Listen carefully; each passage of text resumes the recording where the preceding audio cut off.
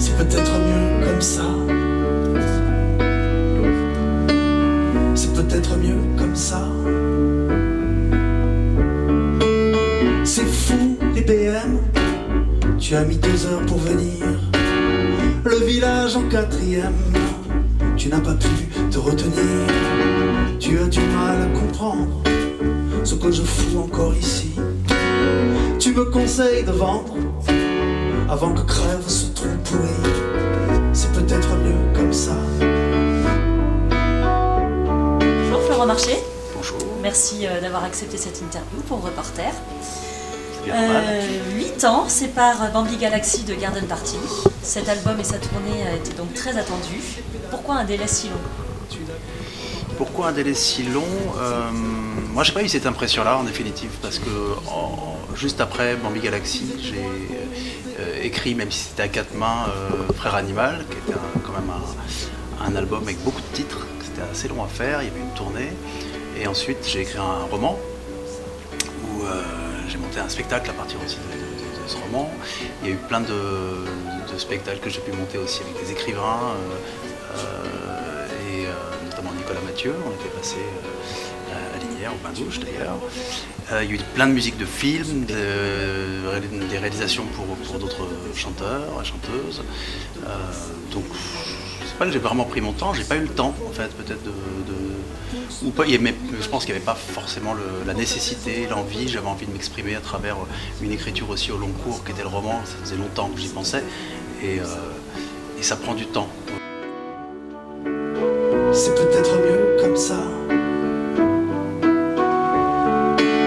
C'est peut-être mieux comme ça. C'est peut-être mieux comme ça.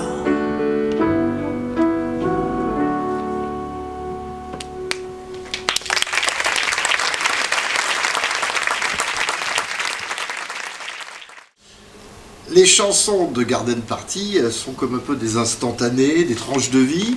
Alors est-ce que tu penses que l'écriture d'une chanson, c'est un peu comparable à un travail de sociologue ? Oui, c'est à mi-chemin entre peut-être le sociologue, le psychologue aussi.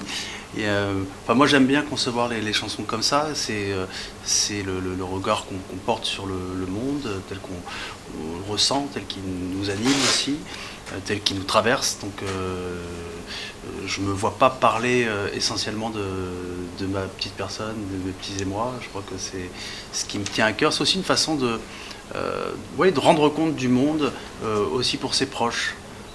Moi je sais que je suis quelqu'un d'assez laborieux dès que je dois fabriquer de la pensée.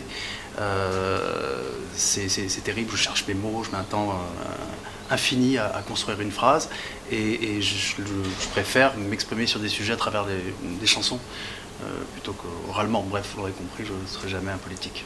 Il va débarquer, caresser sa bouche, la démaquiller. C'est sûr, elle préfère quand il passe ses nerfs loin de sa peau.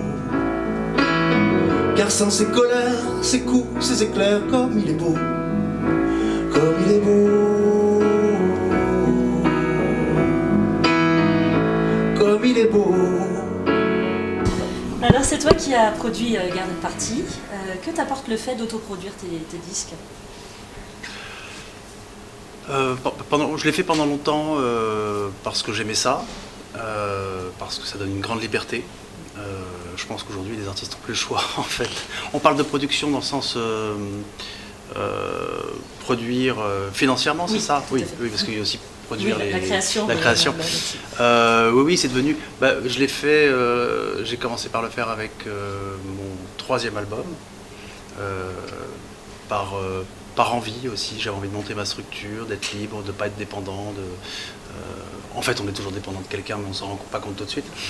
Parce qu'après, il faut aller chercher des fonds de toute façon. Et il fallait, Mais ça me donne quand même une grande liberté d'action, pas seulement pour la musique, l'enregistrement, mais aussi tout ce qui va autour, sur des décisions qu'on va pouvoir prendre, sur comment on va promotionner aussi un album, comment on va en parler. Et puis, donc ça c'est assez agréable, c'est beaucoup plus de boulot, mais on on se sent libre en fait d'avoir sa petite boutique. Moi j'aime bien cette idée-là. Aujourd'hui, grâce à l'intelligence artificielle, en fait, on a des outils très très puissants, des outils marketing notamment, pour savoir qui est dans la salle et quel est le public. Donc c'est vrai que du coup on peut davantage se préparer et puis affiner comme ça pour le public. Voilà, donc je sais malheureusement pour vous beaucoup de choses quand même sur vous tous. Vous voulez savoir? Ouais. Qu'est-ce que vous êtes narcissique. 6 albums, un roman. Quelle place tient l'écriture dans ta vie et est-ce qu'on peut s'attendre à d'autres romans derrière? Alors moi j'aurais dû rendre mon prochain roman là, ce mois-ci, mais j'ai pas terminé. Donc ça va prendre un peu plus de temps, mais l'écriture et la lecture, la musique, c'est quelque chose qui est constamment présent. Chez moi, ça veut pas dire que j'écris tous les jours, mais j'écris quand même régulièrement. C'est pas rien. Enfin, pour moi, écrire, c'est vraiment quelque chose qui me permet de tenir debout face au monde. Parce que je trouve que c'est une des choses qui fait le plus de bien à la tête, en fait. Avec passer des moments avec ceux qu'on aime, évidemment, mais c'est quelque chose d'important. Moi, quand je passe un trajet en train, par exemple, et que j'écris pendant 2 heures, faut me voir sur le quai de la gare, je suis rayonnant. Vraiment, ça me fait du bien.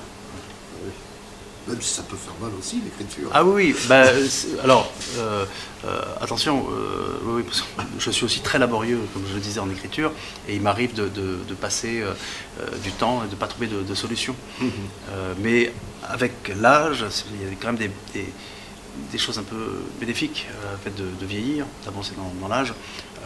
On se fait davantage confiance. Moi, c'est pas le monde. Avant, c'était le monde qui s'écroulait si j'arrivais pas à terminer une chanson ou si j'arrivais pas même à commencer une chanson. Aujourd'hui, je me dis c'est pas le bon moment. Je suis devenu vraiment un vieux pêcheur à la ligne où j'attends. Puis s'il n'y a pas de poisson aujourd'hui, on revient demain. On apprend des choses sur les garden parties. Donc par extension, notre petite fête de voisins, vous voyez.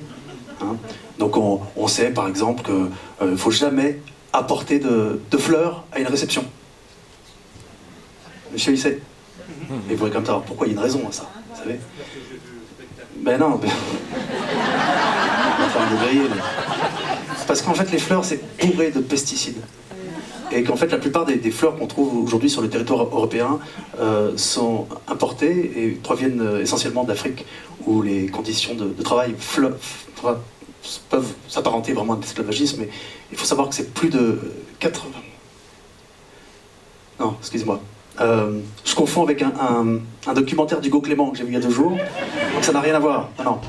En fait, je crois que j'ai bien besoin de réviser avec vous ce soir les bonnes manières, même si moi j'ai appris ça quand j'étais adolescent, parce qu'il y avait tout le temps un petit Parisien qui venait en vacances, il venait du 16e, puis il nous impressionnait parce qu'il partait toujours en vacances dans des lieux incroyables. Je me souviens, il y avait le Cap Ferré, il y avait l'île de Ré, il y avait Morlac, mais bon, parce qu'en fait, il avait une vieille tante là-bas qui était là, puis qui l'obligeait à faire de la marche avec des bâtons. Et on entendait parler aussi de Courchevel, et nous on se disait, il a de la chance, il a de la chance.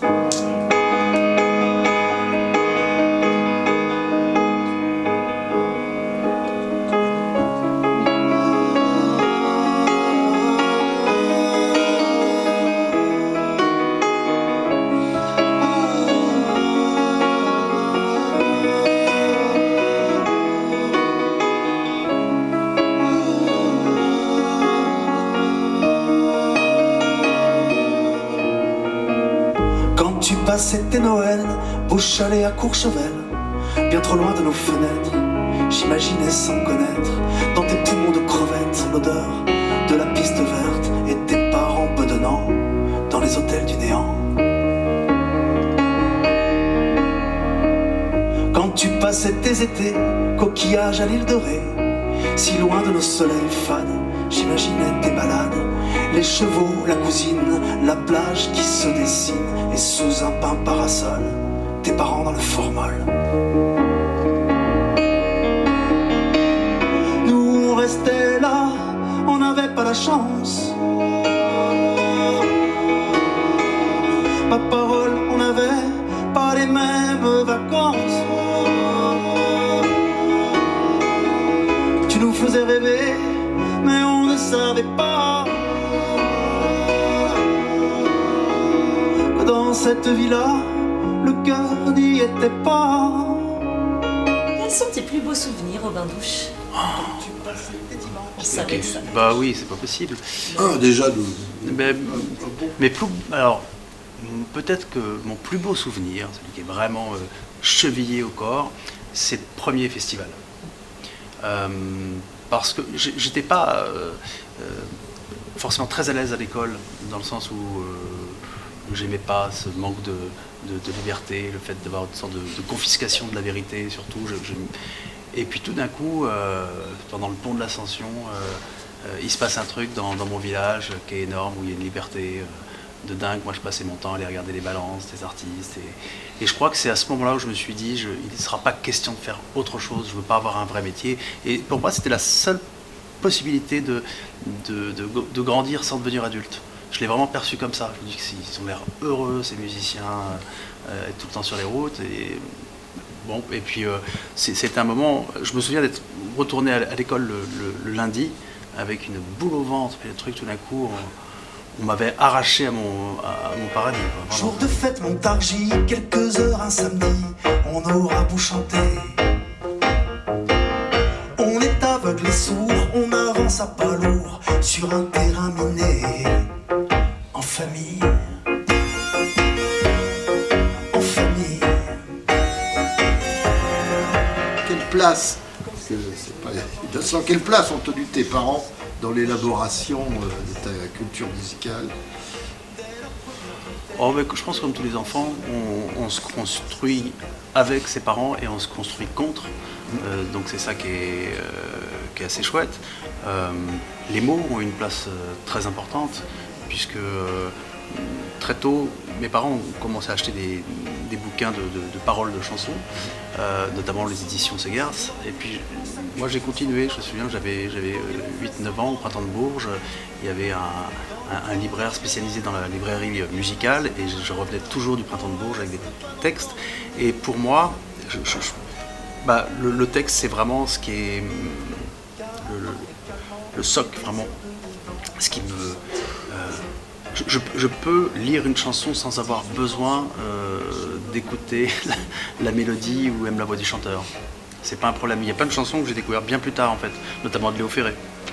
Je lisais en fait les mots, c'est goûter les mots. Je pense qu'ils m'ont appris ça et que quand on écoutait de la musique, c'était important de se concentrer. De ne pas faire autre chose. On avait le droit de rester assis et puis d'écouter de la musique pendant des heures. C'est quelque chose que j'ai encore. Je ne supporte pas la musique décorative. Je sais parce que aussi elle est omniprésente partout, tout le temps. Mais chez moi, quand je fais un dîner et tout, je ne mets pas de musique par exemple. Soit je m'assieds, on écoute vraiment la musique, soit on n'en met pas. Chercher s'adoucir pour ne pas devenir l'oncle qu'on détestait. Un soir ça vous rattrape, un mot qui vous échappe, on n'a jamais la paix. En famille, en famille, en famille, en famille. Tu as commencé à évoquer un roman à venir. Est-ce que tu peux nous en parler? Est-ce que tu as le droit de nous en parler? Je ne suis pas superstitieux. Puis maintenant, je sais que je vais aller vers...